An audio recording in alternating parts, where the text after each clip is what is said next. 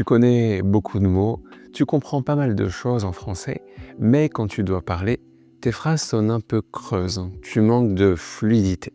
C'est pas forcément une question de vocabulaire ni de grammaire, mais d'automatisme. Et dans cette vidéo, je vais te donner 15 phrases pour t'aider à être plus spontané. Si tu ne me connais pas encore, moi je m'appelle Jérôme, je suis professeur de français langue étrangère pour les apprenants autodidactes comme toi qui veulent apprendre et progresser en français. Tu es prêt? Allez, on y va!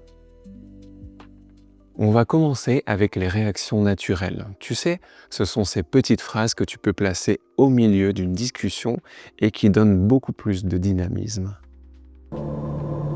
Franchement, je sais pas. Franchement, je sais pas. Franchement, je ne sais pas, ça peut paraître une phrase un peu banale, mais la différence c'est le franchement, le honestly.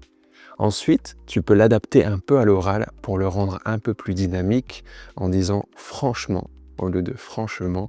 Franchement, tu enlèves le E du milieu et puis le fameux je sais pas au lieu de je ne sais pas, je sais pas. C'est comme ça que les Français vont la dire à l'oral. Franchement, je sais pas. Ça dépend. Ça dépend. Ça dépend des jours. Ça dépend. Ça, c'est plutôt une phrase que tu vas mettre en fin de conversation. Peut-être pour donner un peu de mystère, tu vas pas forcément donner la suite. Ça peut s'arrêter là. Ça dépend. Et l'autre personne va te demander ça dépend de quoi? Souviens-toi, ça dépend de. Ça, c'est toujours l'erreur classique en cours. On verra, je sais pas. On verra dans 10 ans.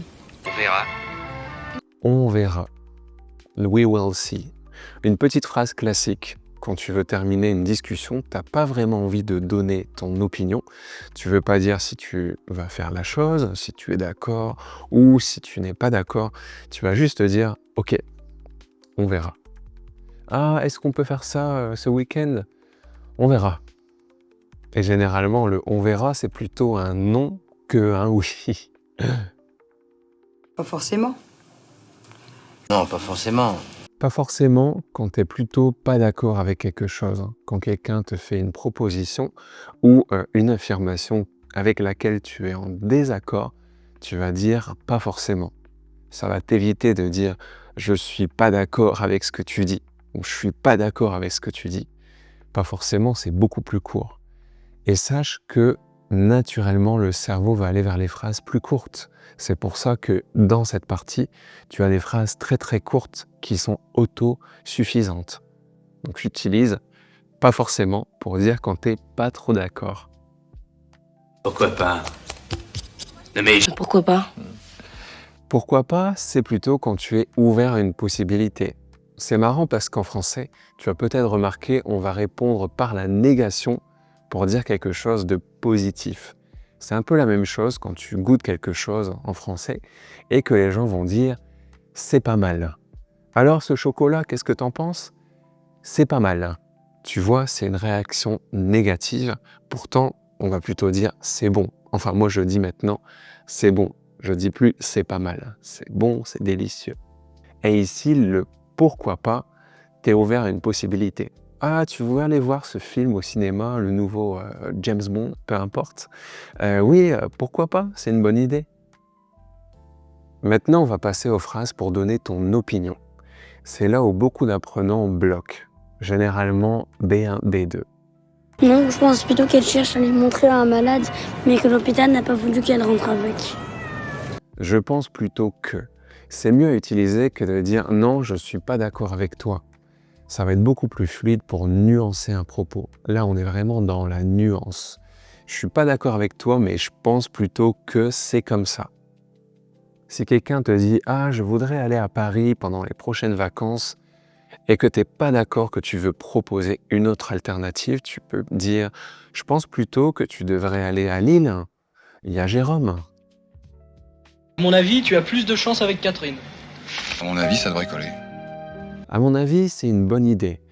C'est une phrase qui peut paraître banale, mais ici la différence, c'est « à mon avis »,« in my opinion ».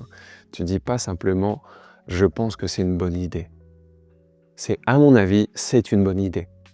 C'est un petit peu plus subtil et très facile à caser dans une discussion. C'est par là, mais je suis pas sûr. Mais je suis pas sûr. Je ne suis pas sûr. Ou à l'oral, je suis pas sûr.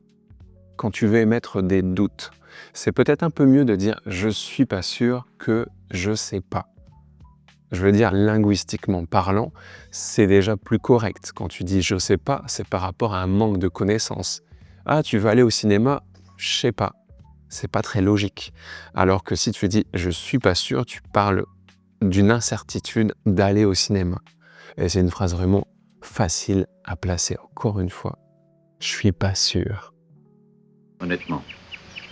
Claire, honnêtement, ça vous dérange pas? Honnêtement, je trouve que, un petit peu comme le franchement, là on a le vrai pendant français de l'anglais honestly, honnêtement. Et c'est ça qui fait toute la différence dans cette phrase. Tu vas encore une fois l'utiliser pour nuancer le propos de ton interlocuteur. J'ai reçu une offre d'emploi qui a l'air pas trop mal, mais le salaire n'est pas suffisant. Qu'est-ce que t'en penses? Honnêtement, je trouve que tu devrais pas l'accepter. Tu mérites beaucoup mieux comme salaire, vu tes compétences et ton expérience. Faut bien sûr toujours justifier.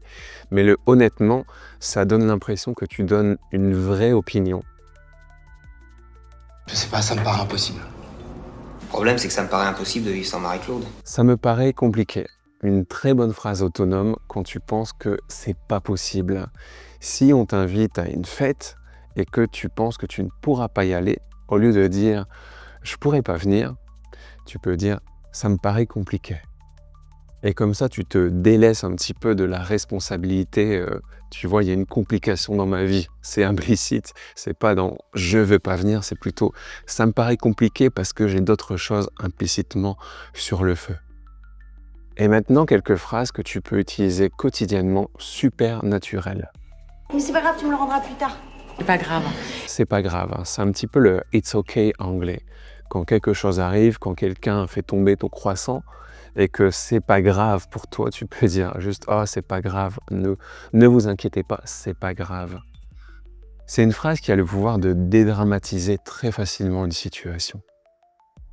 Non mais t'inquiète pas, y a rien de cassé. T'inquiète pas, je te laisse pas mon adresse. Le fameux « t'inquiète » ou « t'inquiète pas » que tu peux voir dans les messages TKT. T'inquiète. C'est tout simplement le « don't worry ».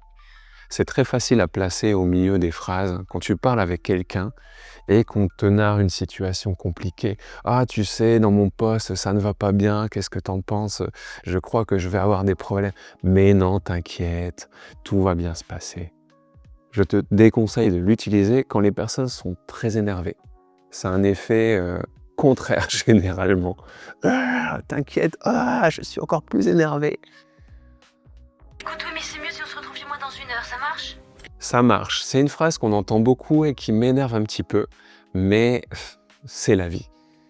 Je l'entends souvent dans les cafés, quand j'y vais et que je dis « ah, je voudrais ça, peut-être un petit peu spécial ».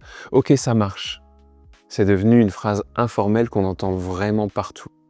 Moi, j'aurais plutôt tendance à dire dans un café, surtout en service client, « très bien ». Vous voulez ça? Très bien. Mais on entend beaucoup « ça marche ». Surtout pour la prise de commande. À la fin, c'est « ok, ça marche ». C'est littéralement « it works » ou « he works ». Un peu ridicule en fait quand on y pense. Mais marcher, c'est le synonyme en français de fonctionner. On peut aussi dire ma télé fonctionne ou ma télé marche bien, par exemple. C'est clair? Il n'y a pas de problème, c'est clair. C'est clair.